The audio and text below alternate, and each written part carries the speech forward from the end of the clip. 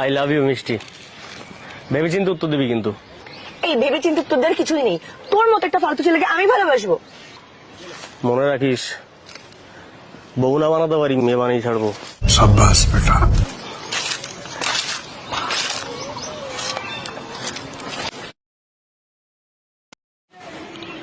হ্যাঁ ডার্লিং, তুমি খেয়েছো?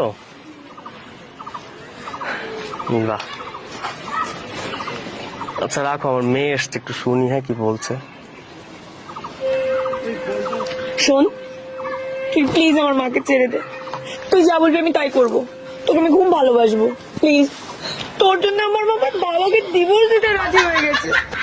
প্লিজ আমার মাকে ছেড়ে দে, প্লিজ। তখন বলেছিলাম একটু ভেবে চিন্তে উত্তর দিস, বাবা বলে ডাক।